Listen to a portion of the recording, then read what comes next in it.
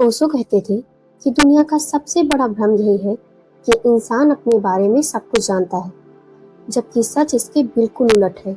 हम अपने बारे में जो कुछ जानते हैं, उसका अधिकांश हिस्सा दूसरों ने हमें बताया है।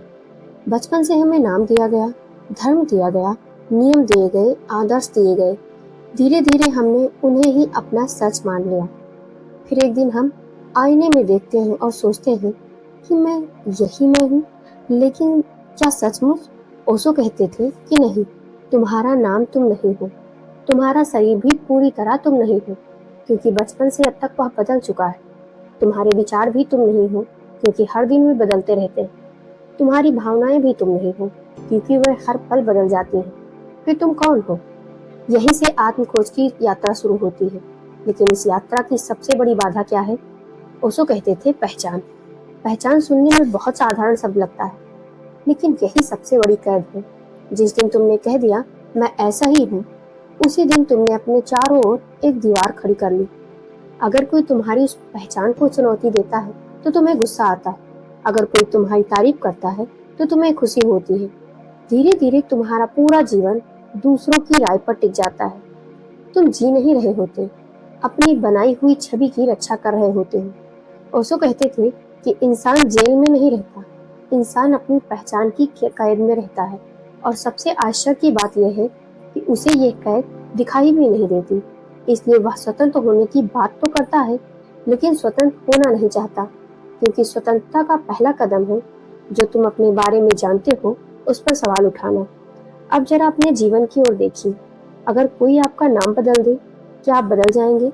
अगर आपकी नौकरी चली जाए, क्या आपका अस्तित्व खत्म हो जाएगा? अगर लोग आपकी तारीफ करना बंद कर दें, तो क्या आप बेकार हो जाएंगे? अगर इन सवालों से बेचैनी होती है, तो शायद कारण यही है कि हमने खुद को उन चीजों से जोड़ लिया है जो कभी भी छीन सकती हैं। ओशो कहते थे कि जिसे खोया जा सकता है वह तुम नहीं हो सकते।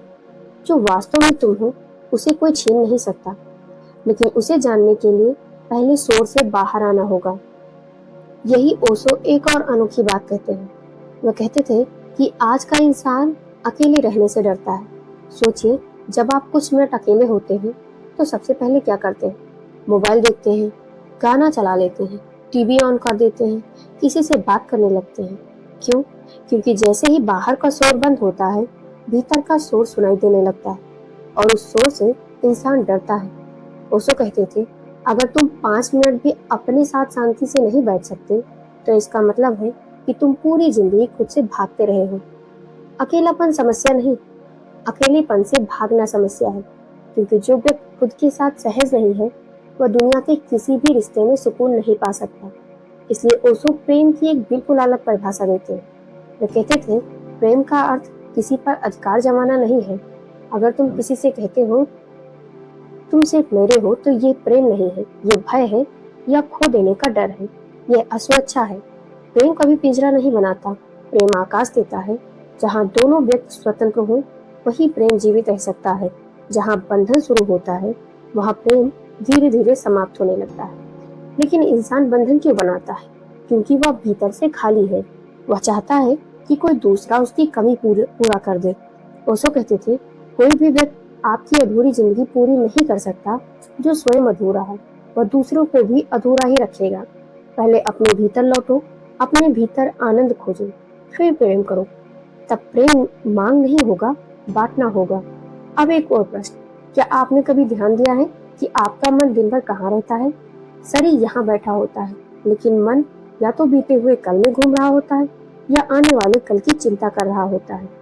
ओशो कहते थे कि मन को वर्तमान पसंद ही नहीं, क्योंकि वर्तमान में कोई कहानी नहीं होती, न पछतावा, न कल्पना, सिर्फ यह क्षण, और इसी क्षण से मन डरता है, क्योंकि वर्तमान में उसका अस्तित्व कमजोर पड़ जाता है।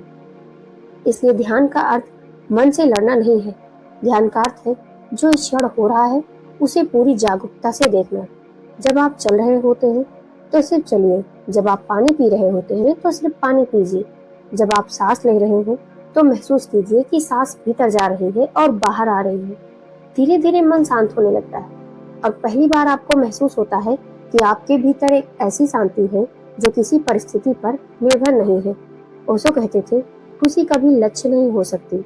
आज हर इंसान खुशी के पीछे भाग रहा है, लेकिन जितना वह भागता है खुशी उतनी ही दूर चली जाती है। क्यों? क्योंकि खुशी कोई वस्तु नहीं है या उस वस्तु के व्यक्ति के पास आती है जिसने भागना छोड़ दिया है, जो इस क्षण को स्वीकार कर लेता है, जो अपनी तुलना दूसरों से करना छोड़ देता है, जो खुद को साबित करने की दौड़ से बाहर आ जाता है। उसके भीतर बिना कारण आनंद पैदा होने लगता है। और अंत में ओशो एक ऐसी बात कहते हैं जो शायद सबसे कठिन है। वो कहते थे कि गलतियां करने से मत डरो। समाज ने हमें सिखाया है कि हमेशा सही बनो, लेकिन सही बनने की कोशिश में इंसान जीना भूल जाता है। जो गिरने से डरता है वह चलना भी नहीं सीखता। जो असफल होने से डरता है वह नई राह पर कभी कदम नहीं रखता। जीवन कोई परीक्षा नहीं है जिसमें हर उत्तर सही होना चाहिए। जीवन एक प्रयोग है। हर अनुभव तुम्हें कुछ सिखाने आया है। अगर तुमने उसे सीख लिया तो कोई भी गलती व्यर्थ नहीं गई।